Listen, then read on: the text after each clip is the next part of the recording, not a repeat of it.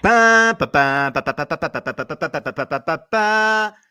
It is, I guess this is our Star Wars episode that we've had Star Wars episodes in the past. Today, we are going to be interviewing Denis Lawson. And it's funny because I'm sure there's a section of my audience that is like, oh, dude, Denis Lawson? Oh, yeah. And then there's another section that's like, I don't follow Star Wars as closely. Can you please tell us who that is?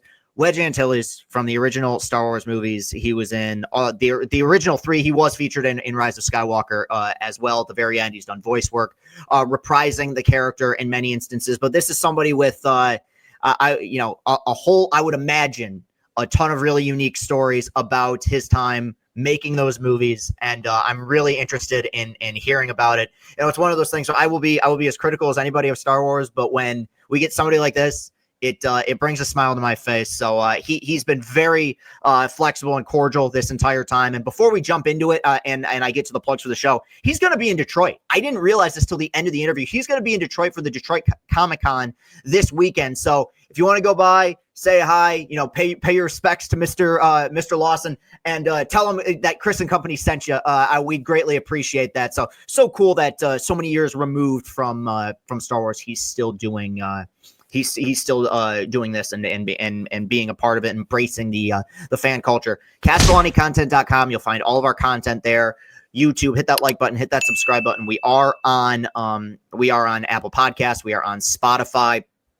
And Lone Goat, June 6th. Want to just throw that out there. If you're a fan of my content, Austin and I will be in Detroit at the Lone Goat for a Detroit Tigers watch party on June 6th when the Tigers play the Chicago Cubs. Really been hammering that. Really hope people can show up and embrace that. You guys have been so good to us, and to be able to kind of return the favor and be able to watch a game with you guys means a lot. So, yeah, Mr. Lawson had a half hour, and I appreciate the time that he gave us. So let's just jump right into it with our interview with Wedge Antilles, Denis Lawson.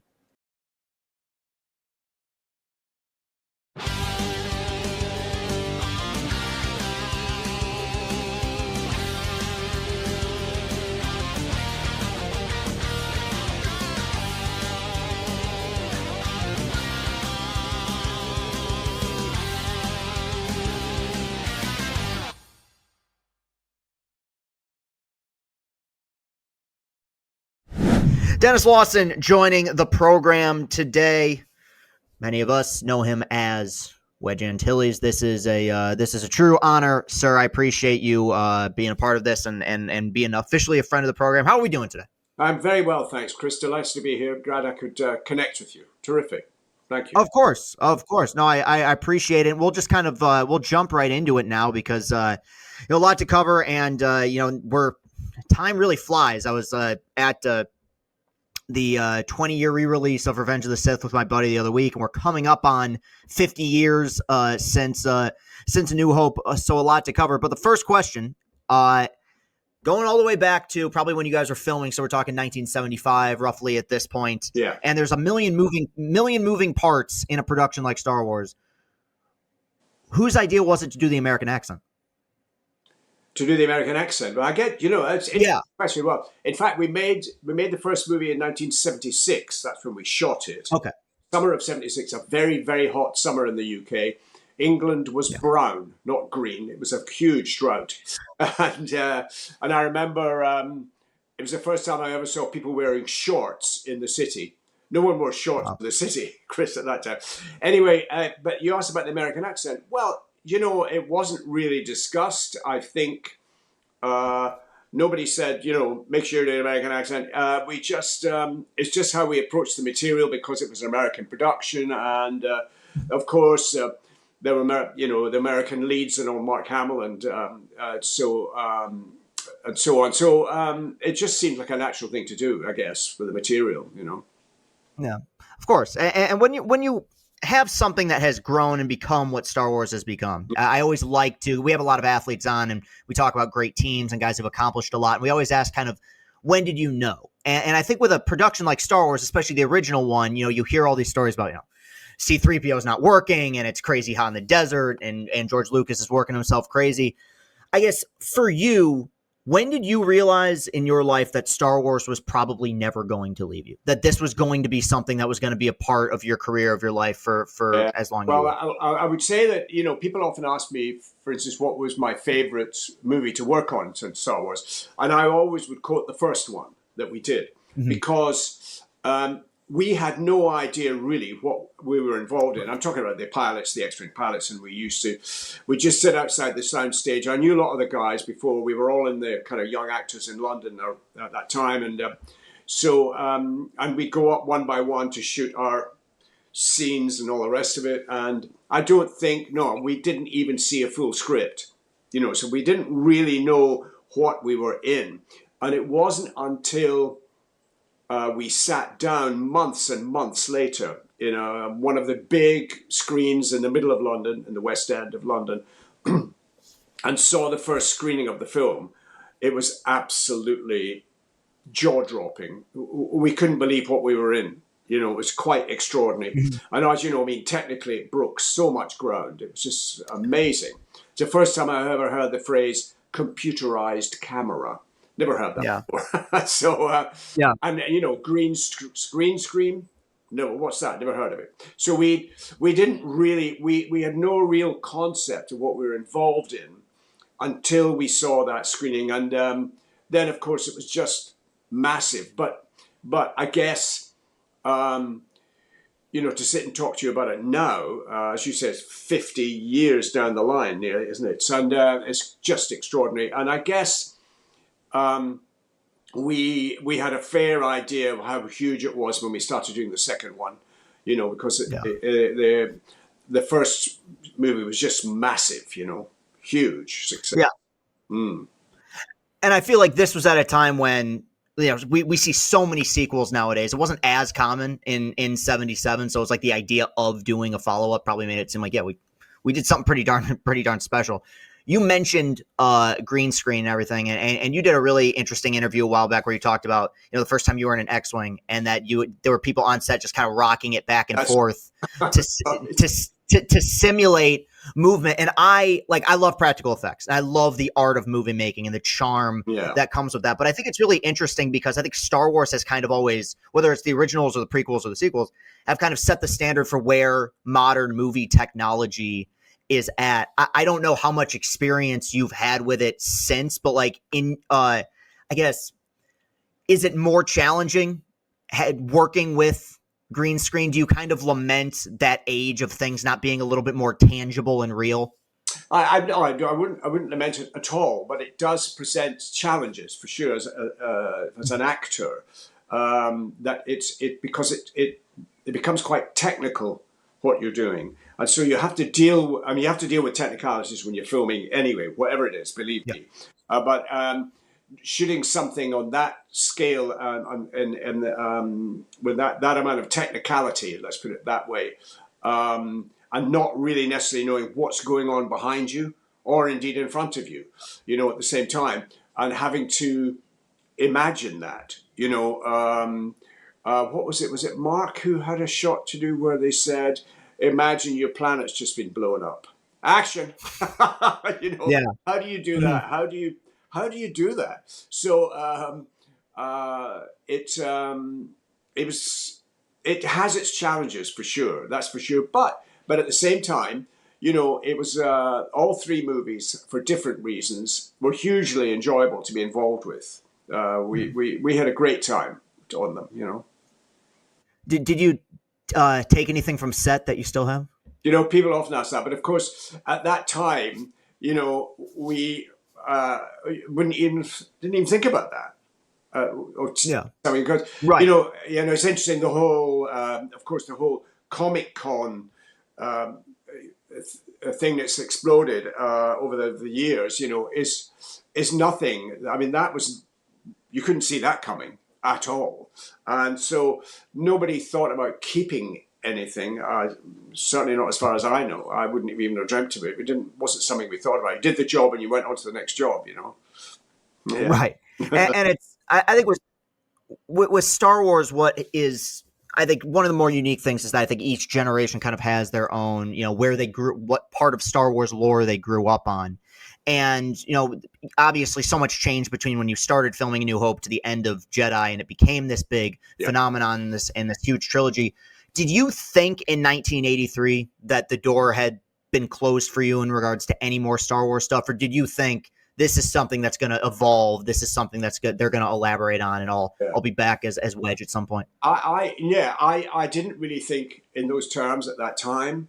I thought, I've always, I'm glad to say I've always had a very busy career. And so I was doing other stuff, a lot of other stuff. And particularly that 83, 80, through the 80s, very, very busy with a lot of different projects, so which was great. So I didn't kind of stop to think, will I wonder if I'll come back in or not, but I was delighted, of course, that we could manage it more recently. Yeah, of course.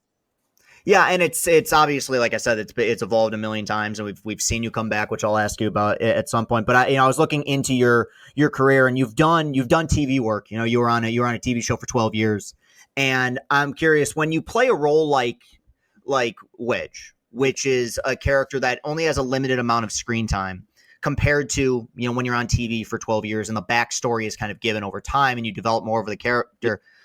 Do you develop your own backstory for a character like Wedge before you take on that role, or is that something that maybe you talk about with George before you go into filming? No. In terms of how I work personally, I would develop that backstory for myself. Absolutely, I always do that with every character I play. I think about where they're from, simple things like their background, their parents, all of those elements, and what's made that person who he is, whatever I'm working on. Sure. Yeah. Mm-hmm.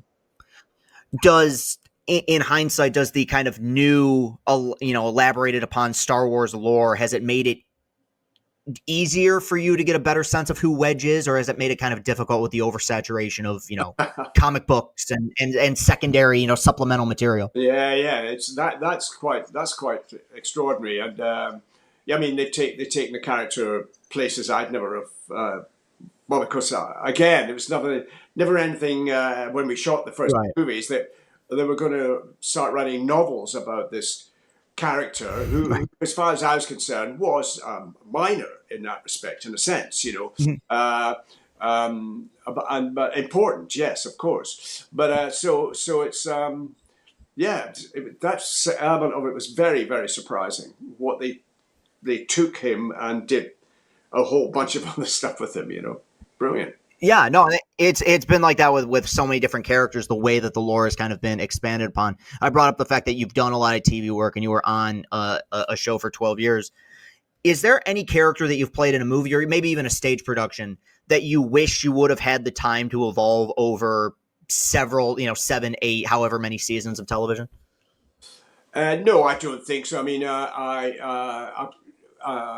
I think each job you come out, like for instance, I've done quite a lot of theatre too, and I've done musicals on stage in London. And if you run a show for a few months, you're developing constantly in front of the audience. Developing the character and finding new things all the time for yourself and with the other actors. So it's a constantly evolving experience,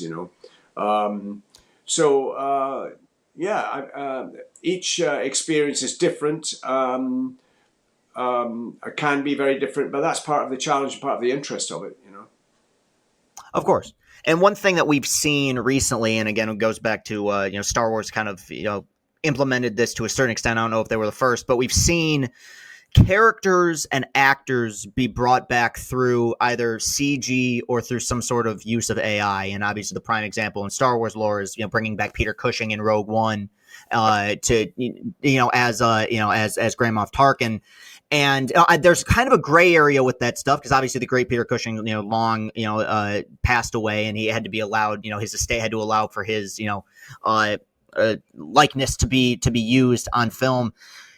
As an actor who's done so much work and has kind of been in the trenches doing projects, is that something that, does it scare you, the idea that somebody might consider bringing Wedge back in AI or in CG one day? As somebody who's worked, is there a fear of kind of the humanity of acting being taken away with stuff like that? I think, yes. I mean, I would say yes. There is a fear. I think it's a general fear about AI. I mean, wonderful Mhm. to be able to do that with Peter Cushing, who's no longer with us. I can see that, but the fact that you can take someone's voice and or an image and manipulate it in that way is kind of scary. It's a Yeah, bit, yeah, it's futuristic. Yeah, it's weird. yeah, yeah.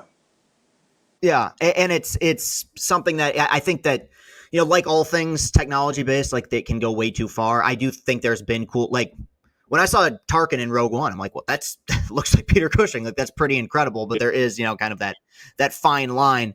Obviously, I've been asking so much about Star Wars, and it's been something that is a defining thing in your life, and I mean, as a fan, a defining thing in mine. Does it ever get tiring? Does it ever feel like, man, I've been working as an actor for decades, and people are asking about Star Wars. Was there ever a point where maybe it became frustrating that it was just exclusively Star Wars stuff? Um, I don't think so. I have too broad an outlook on my work and my career, so I didn't feel. And because again, as I said, I've always been very very busy, and having done other movies too, and stage, television, and I've also directed in the theatre, and I've made a few short films as a director. So.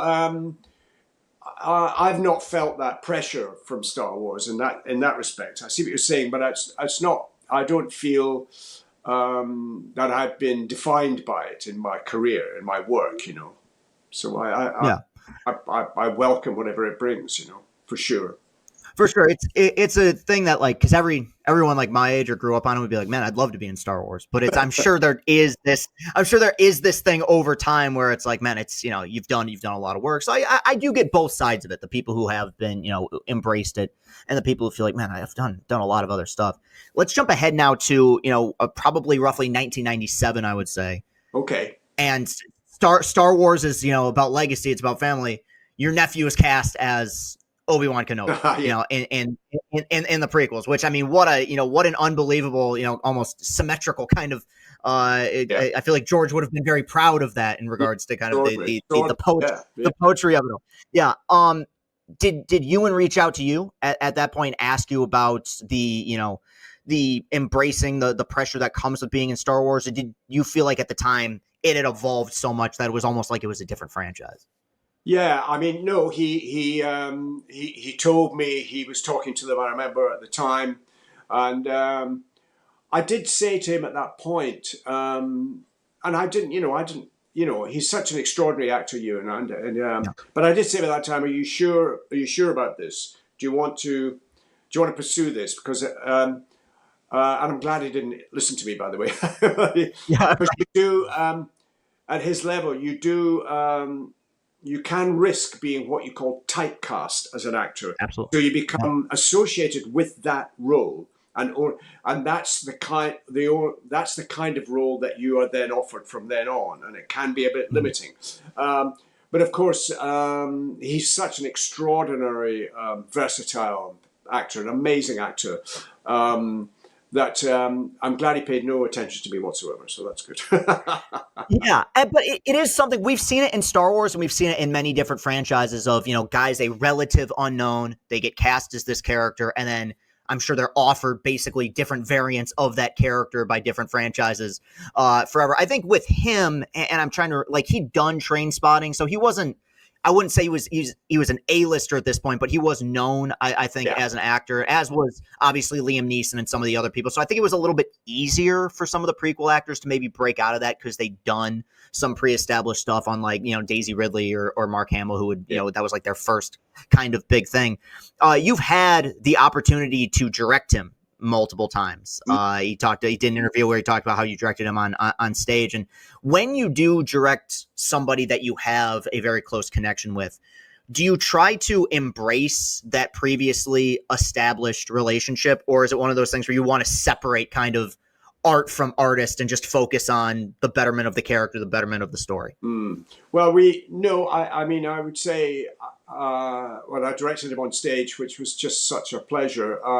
I didn't try and step back from him in any way. We're very, very close, and have been since he was a very small boy. And so it wasn't. It was just a great pleasure, and I made sure when we did that play, when I directed him in that play, that I cast the 4 or 5 other actors in the production, and he knew most of them and had relationships with the other actors, and that helped him a lot because he hadn't been on stage for a little while at that point. So I just I basically treated him the same way I treated the rest of the actors, and I try and evolve a very relaxed atmosphere and an easy atmosphere when I'm in rehearsals, when I'm directing, So it just actually, the word I would use, it felt a very natural thing to do together. Absolutely. Yeah. That's good. Yeah. Yeah. Cause you never know. You hear those horror stories about people that work with family or work with, they live with their best friend. And then by the end of it, they're feuding and everything. You never, when it comes to art, it can get a little bit messy. But no, that's wonderful. That's wonderful to hear. Yeah. It was, 16 years obviously between, Jedi and when they went back and did the prequels with Phantom Menace, and it was something that had been teased. I know, even you go back and watch Mark Hamill interviews from the 80s. He talks about though there's going to be more, but then there was this long stretch where there's no television show. There's it's pre kind of the age of video games, so we thought that was all the Star Wars we were going to get. Yeah. Were you surprised that Lucas kind of revved up the engine again and said, let's boot this thing back up and do 3 more movies? I guess so. I do recall, now, I may be wrong about this, okay, but I do recall when hearing that before he shot, he'd already written 3 trilogies before he shot one, or outlined them at least, I'm sure. So we kind of knew that was there, and obviously it felt a very natural development to go on and make the other 2, because it was so hugely popular. So I, again, I would say I again, because I was always very, very busy. It wasn't something I thought about a great deal, but it's not surprised me at all, not at all, Were you, because you have the benefit of being in the originals, which I don't. Yeah. I'm sure there's people who don't like the originals if they exist. Okay, fine, but they're welcome to have their opinion. I greatly disagree, but I think you existed in probably the purest age of Star Wars, and whether people want to admit it or not, the discourse has changed quite a bit, and in terms of the butting of heads regarding quality and the lore, all that stuff. Were you surprised by the divisive nature that has become of Star Wars at points? Or do you feel like that's kind of inevitable with a franchise that is that beloved, that huge? I guess I guess I would say I was a bit surprised that there's a kind of an outlook about the originals and then the other 2 the other sequels, and it's not something I've been that aware of, I have to say. Yeah, not really. Yeah, well, you've saved yourself a lot of time, I can tell you. I mean, if you especially coming up on the age of the internet, my friend, it's been quite it's quite a journey. But it is. I do. In a lot of ways, I like it just because I love film discourse. I love discussing film criticism. I think that, like I said earlier, Lucas had kind of set the standard in regards to technology and storytelling with each of those. What he was able to do with the practical effects in the originals. You get the what he was able to do with the CG in the prequels. I think that's a really interesting discourse. Have you in recent years kept up with any members of the original cast? Do you still talk with anyone? Well, yeah. I mean, I don't know if you know about this, but Ian McDiarmid, who played the Emperor, Star Wars. I was when I was 17, 18 years old. I was an amateur actor with Ian McDiarmid in a city called Dundee in Scotland. I was trying to go to drama school. I had no one to help me or advise me in that sense of what I was wanting to do. So I found this little amateur company with a beautiful theatre. And the leading light, the leading actor of that company was one Ian McDiarmid. And so over a period of 7 or 8 months, we did several productions together as amateur actors, And then I'll never forget the day we went to a drama school in Glasgow in Scotland to audition at the same time. And we walked out of the drama school, and I stood in the street with Ian and had a chat with him, and then watched him walk away up the street. And I thought, oh, I'll never see that guy again. And we both got in to we both got into that drama school. We shared flats together. We trained together for 3 years, and we're still friends today. Yeah, which is extraordinary. Yeah. That's wonderful. And he's crossed generations in the sense that he's outside of Anthony Daniels and Kenny Baker, the only kind of one from the originals to be brought back in the prequel trilogy as the same character. Yeah. And I think people, especially because I was a kid at the time, people were thrown off by that. It's like, I thought he was like, I thought he was the Emperor's Age in the originals, and he was so, with the makeup and everything, so versatile in that performance. I knew that he's had a long career as a stage actor. Oh, so yeah. What again? Extraordinary, actually. Kind of unbelievable symmetry there. Did you?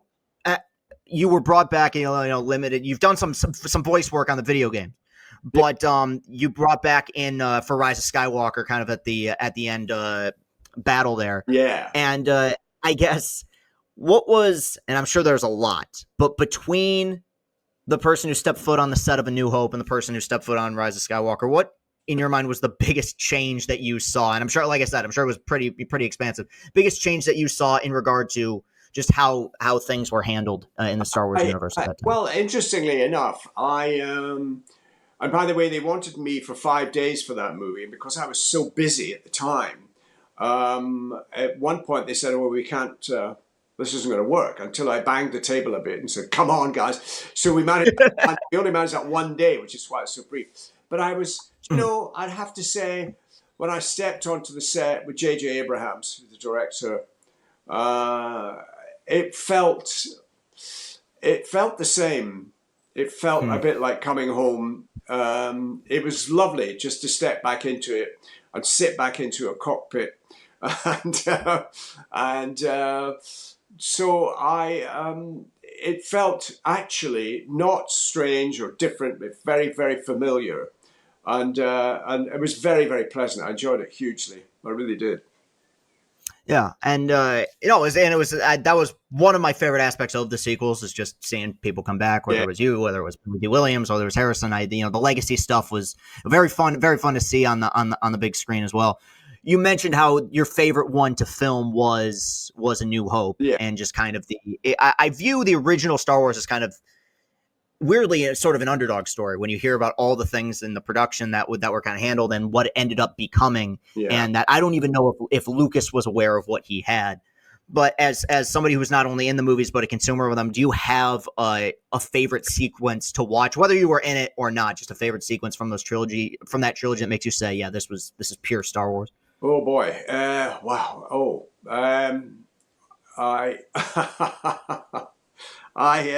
okay, you've just brought back a memory anyway of wonderful the atmosphere on the set.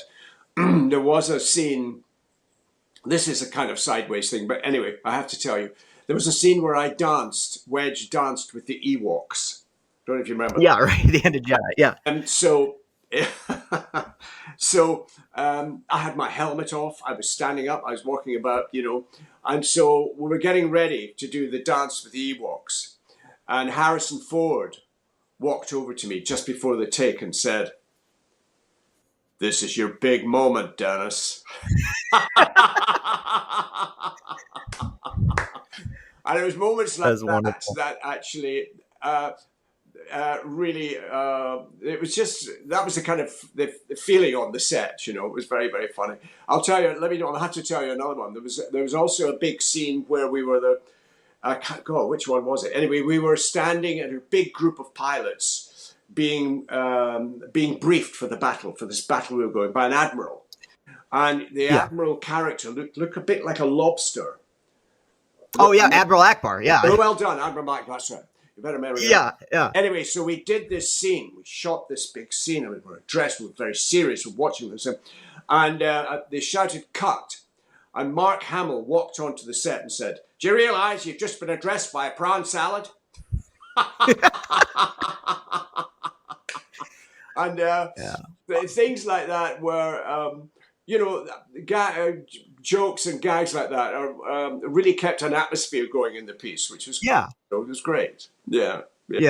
The official name, for Star Wars fans came up with this. The official name for Admiral Akbar's species is Amon Calamari, which I think is probably a very, very fitting, fitting title considering.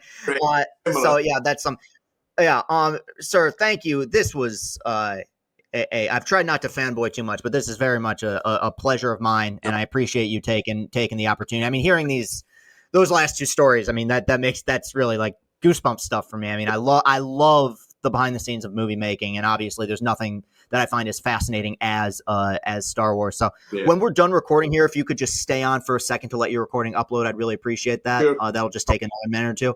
But besides that, thank you so much, and my producer thanks you as well for agreeing to this. It really means a lot. Man, I never know how people are going to receive stuff, and I know I say this a lot, but that is of all the interviews we've done, that one made my heart flutter quite a bit. In fact, near the end, when he was telling the story about him on set with the Ewoks and everything, it kind of, it almost got to me. It's almost getting to me right now, just because